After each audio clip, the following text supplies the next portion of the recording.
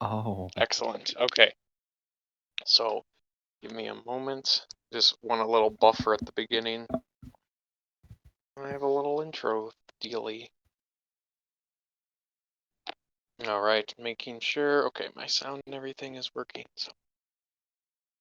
Felicitations, malefactors! Welcome back to Random Pick. I'm your host, Sam Bradley, and this week our special guest is none other than wonderful Ross DeLong. well, thank you for having me. Yes, so thank you, Ross, for coming on the show. We are going to be talking with Ross about writing and like world building and character building and stuff like that, because that is something that he rather enjoys, and that was actually his major in college, if I believe. Yes, the professional writing major over at Taylor University in Upland. Excellent. Well, why don't we get started just by telling us a little bit about yourself, kind of what got you interested in writing and what made you want to pursue that. Oh golly.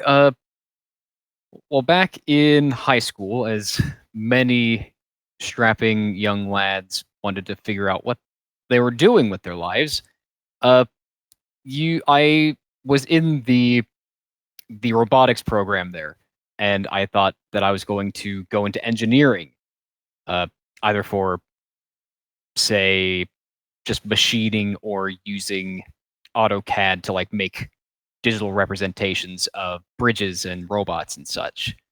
Uh, and then I kind of fell out with it a bit. I am not really good at engineering or using a computer for anything.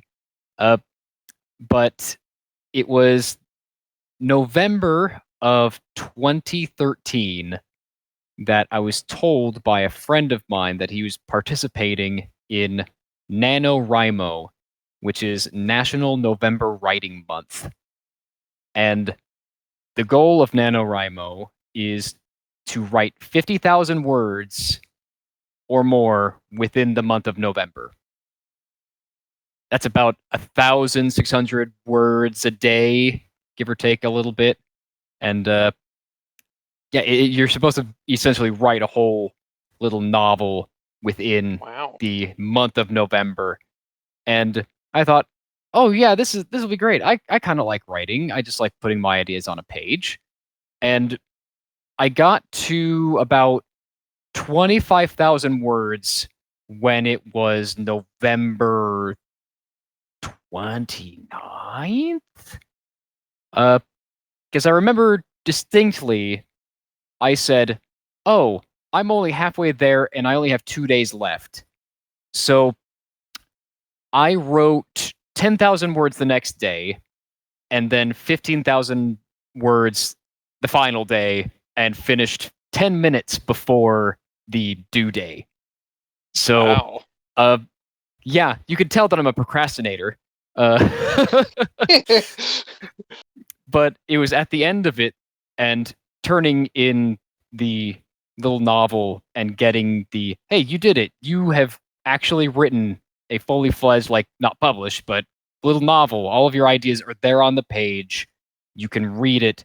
And I was enamored that I did that. I could make a fictional world and just roll with it and see, like, add characters and have them lead their own little lives and try to make something that's either entertaining for me or for others.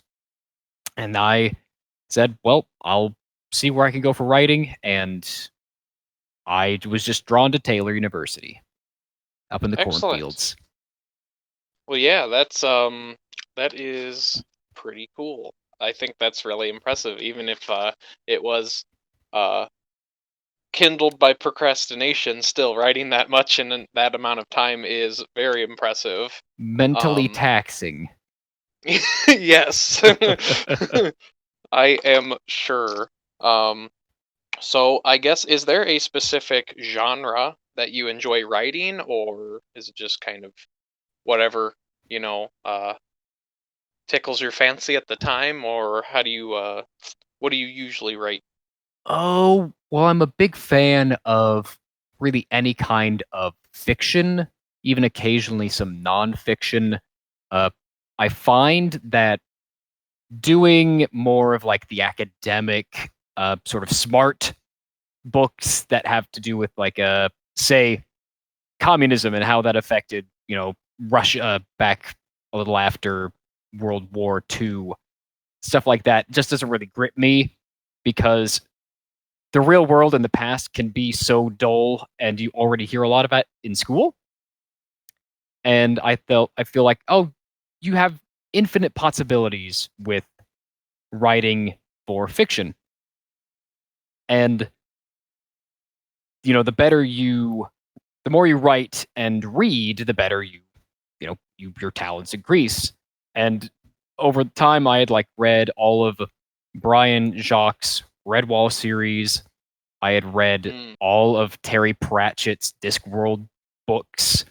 Uh, I had read so many other uh, like series that have to do with these fictional worlds and sort of the science and the mysticism behind them. And recently, what I have loved doing is reading and trying to write for more gothic horror and fiction because okay. a lot of the high fantasy that you see these days are all Tolkien-esque. So, there's Yeah. elves, there's dwarves, there's humans, and there's some kind of evil force, usually the orcs or some other kind of fictional bad guy race, goblins that that are their main antagonists. And that's all well and good, but it's done to death. And Mm, I highly encourage everyone to sort of take a look back and say, yeah, dwarves are always the ones who are mining and kind of greedy and have beards. And say, I'm going to try something different. So I recommend everyone to go and read a different book and see how they make these fictional things like Avatar. As much as I've never really watched Avatar, but I know there's blue people in it, and they seemed quite interesting. I'd go and watch it just for that. Uh, sure, just because it's something unique and different that you haven't seen or read before. yeah. So Okay, these yeah. days, yeah, trying to read and write gothic stuff has been my keen interest as of late. Yeah, I really like I think that's a cool concept too, to kind of think about like um you want to take something even yeah, with writing, I think it goes the same way kind of for like filmmaking. It's just like, Hmm. storytelling in general of like, hey, this is a really good idea. I'm going to take kind of this basic concept but put my own twist on it to make it unique or different. Definitely. So yeah, I think that's great. So when you are doing your writing, do you have like a specific like method that you go with? Is do you have like a like okay, I'm going to start with the world building and then do the characters, or start, come up with a really solid character and then feel like, okay, how are they going to fit into this world? Like do you have a system, or is it more organic how you just kind of, come up with ideas? Well, it's all rather mad how I do it because normally people would either think of the concept, the theme, or the characters that would reside in a world and then build the world around them. But for me, I'm pretty simple.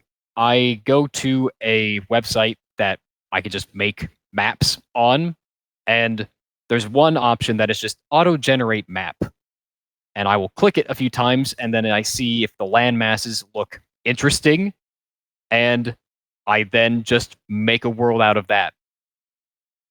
I Okay. feel that one of the biggest elements for writing a book is environment environmental attributes and how they affect people and how Okay. cultures have a lot of cultures have been shaped by their location.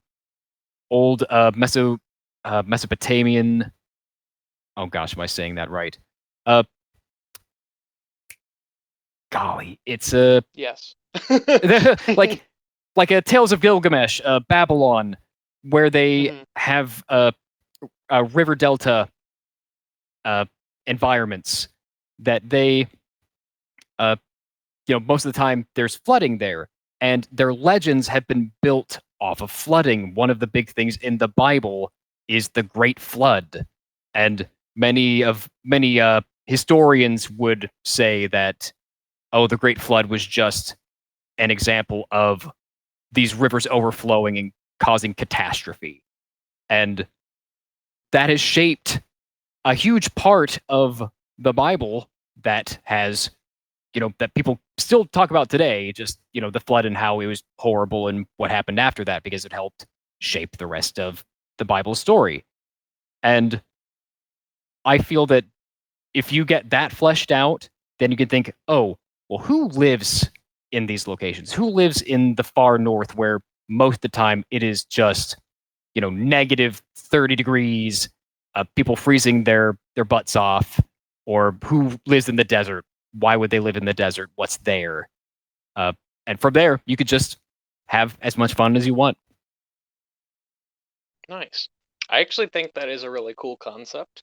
I've used that before, kind of, in crafting like a D&D campaign, let's say.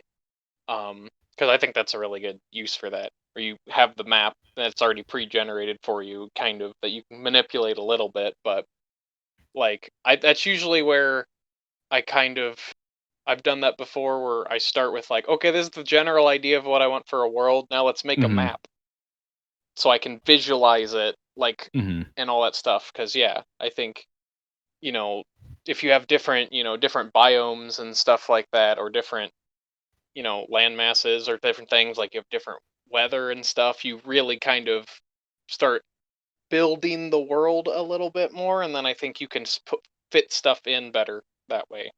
Definitely. I mean, that's really how at least my process, and I could imagine some other processes would go. Uh, and I do play quite a bit of D&D as well as a couple of other RPGs, and that's good because you know where people are starting or where they have to go. Right. Yeah. Yeah. So I guess with your writing, have you kind of mentioned like Terry Pratchett, and you Hmm. mentioned like Discworld and like Redwall. Um, are there other? Would you say that those authors have inspired your writing, like a specific, I guess, like your style, or is it just kind of fiction in general? Or are there specific authors that you really that you really like? I like what they did, so I'm going to use some elements from their Oh world goodness. building. Well, as much as I remember loving and reading uh Brian Jacques' work for Redwall, the formula that he did to write those books felt pretty similar. It's a hero's journey in each book. Uh, Ah, you're introduced to the hero, you're introduced to the villain, then the villain takes something from the hero goes and fights the villain, and then the hero wins. That is how every single okay, one of them goes, and all of the main characters feel the same. But okay, with sure. uh, and so I that sort of one I would recommend reading. But Terry Pratchett was a genius. He was a satirical master, and the world that he built was pretty much a joke. It is Right. it is Discworld. It is a flat landmass on the back of four elephants on the back of a giant tortoise flying through space. Like Yeah. that's ludicrous. That is the first thing that you're introduced in the very first book, and you're like, okay, I'm interested. I'm ready to read.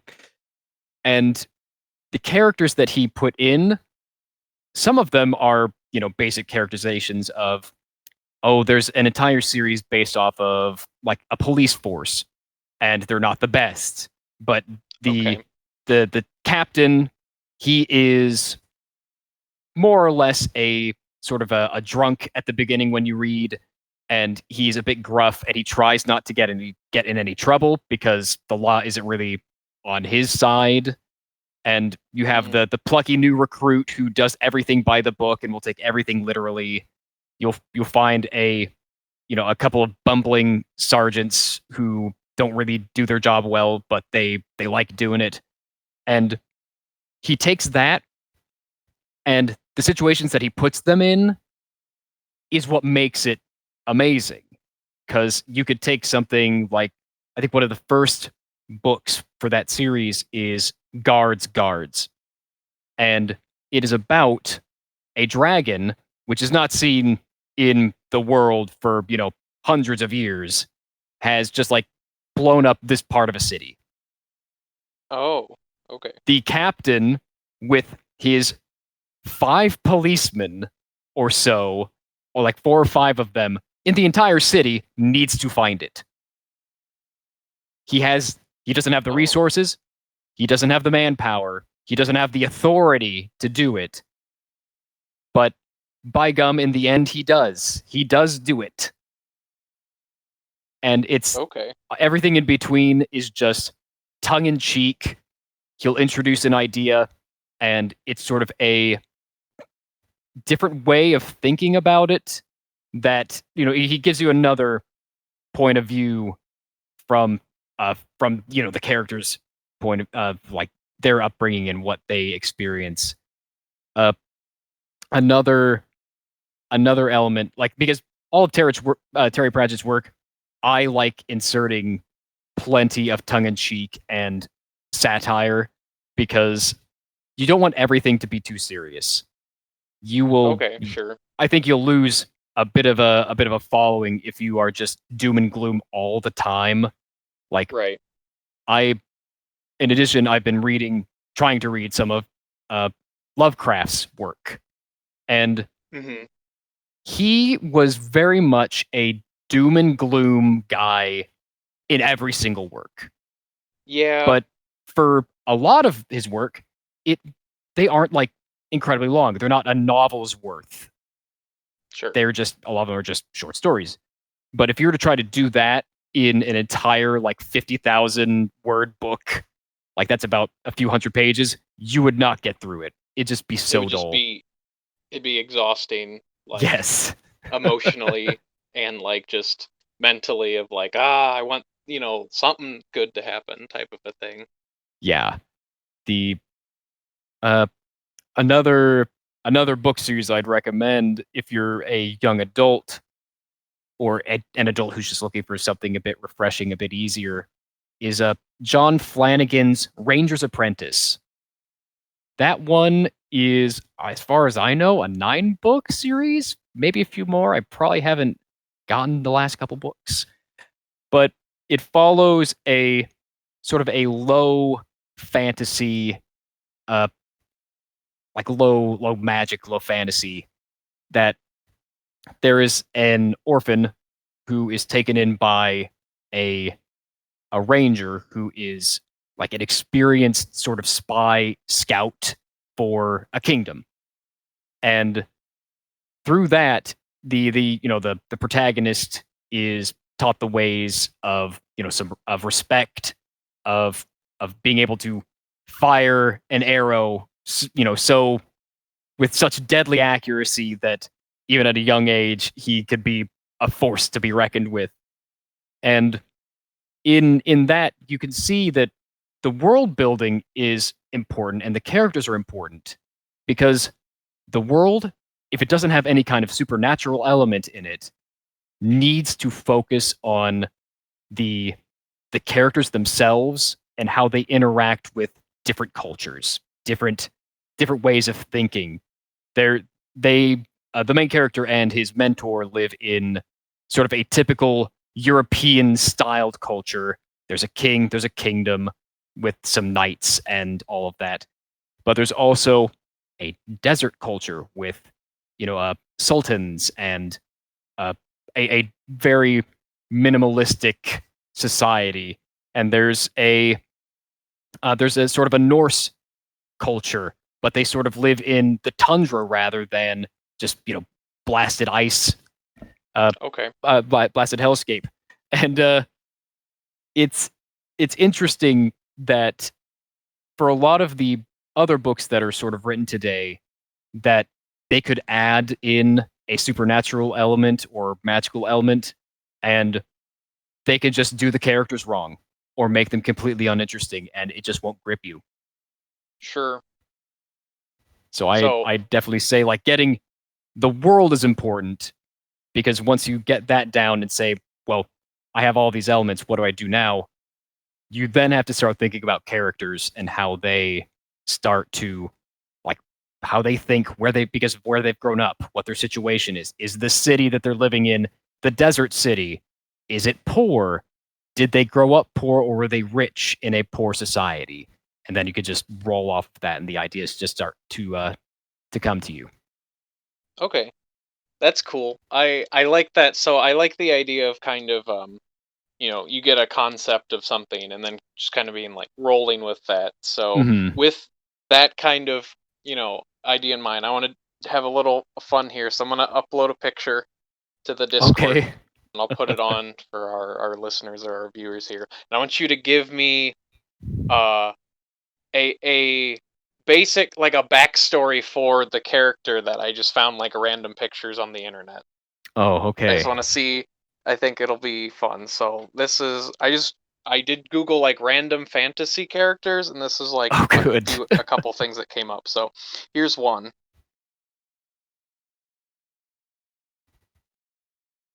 Yes. Hmm. So he's definitely a either a lizard man or a dragonborn from like D&D, a a reptilian humanoid. He looks to be a thief. Uh maybe sort of a Robin Hood character. He doesn't seem to be he's wearing green and sort of a more vibrant colors. He does not seem to be a villain. Uh oh golly.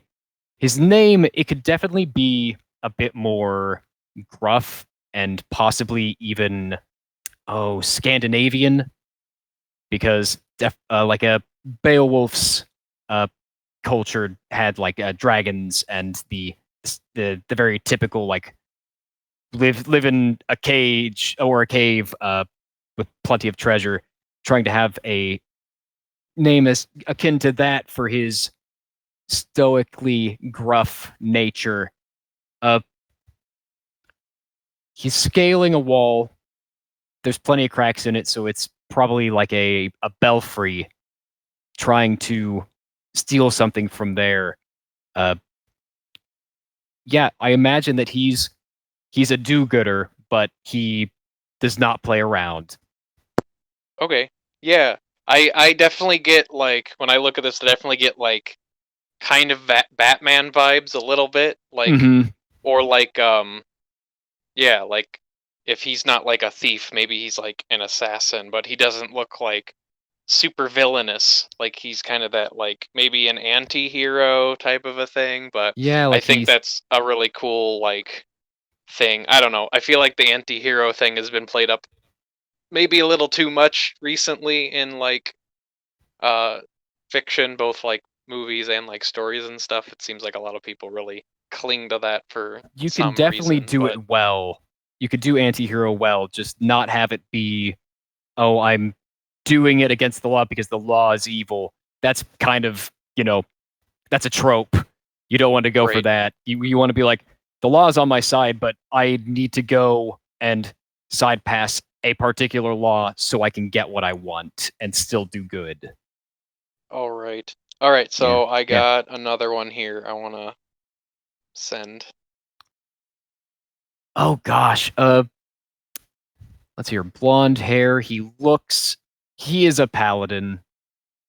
There's no going past it. He's either a paladin or a royal guard.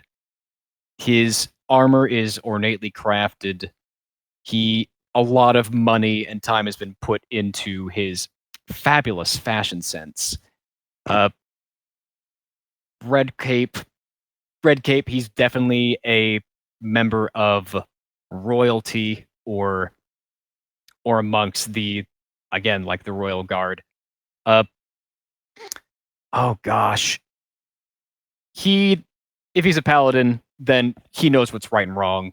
He will fight for truth, justice, his king, his kingdom, and if you get in his way, then you are getting in the way of the law. Yes. I definitely I think this design is probably definitely a little Thor inspired, maybe Oh just yeah, from the blonde hair with the cape and and like the hammer. the hammer.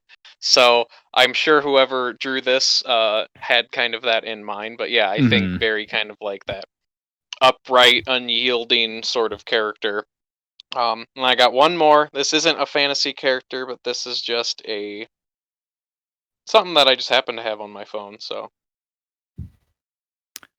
Oh yes, definitely. I think it is a Family Guy sketch from one of the Blue Harvest films. A stormtrooper going out on a prom date. He's getting ready. It looks to be like in a dorm room. He's extremely handsome. You can't really tell that behind the mask, but I mean he's just he has that flair. Like I'm sexy yeah. underneath this helmet, but you don't want to see that yet. Yes, I would agree. I think that's pretty great, pretty good synopsis there. So, Mm-hmm. all right. Well, I thought that was kind of fun. I do like to end these by asking like I guess a question that requires maybe a little more thought, not necessarily related to any of the thing we covered. Mm-hmm. So one thing I asked um our guest last week that I think I'm going to ask the next few episodes just to get different people's reactions. But it's kind of like out of left field question. But if you found out that you only had 24 hours to live, what would you do with that 24 hours?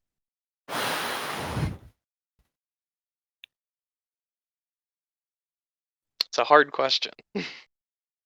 Well, you say that I've had quite a bit of time to think about my own mortality. Uh, I I would have a process. I first tell friends and family. I would then try to give away as much of my possessions that are, not perishable or find a place for things to be given. Uh, I'd make sure that all of the funds that are supposed to go to my nephew are going there. Uh, Anything else that I'd have, say, in my savings, I'd go into the city, try to buy as much as I could for the homeless there, and try to bring them together for just in the event, just saying, hey, let's just get together. You're a member, you're my fellow man. I respect you, and I wish that circumstances were better. Uh, Aside from that, I mean, you can't really say that you're going to write or say something for people because Hmm.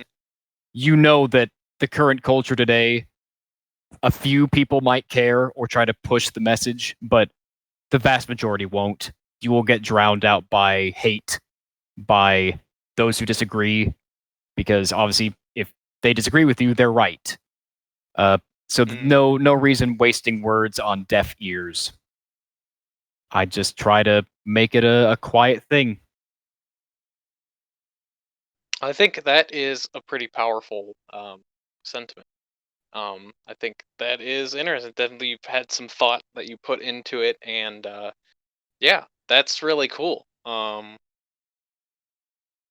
So on that note, I think we're gonna start to come to a close here. But is there any social media outlets or anywhere where people could is there anything where do you have your work? Do you have like a portfolio or anything like that on any websites, anything like that that people could look you up or contact you if they want to? Um, I'd say the only way that I'd allow people to find me is just look up Ross DeLong on LinkedIn because that is my professional. That Hmm. is what I want to push forward. Everything else, I just sort of keep private because I don't really talk very much anymore.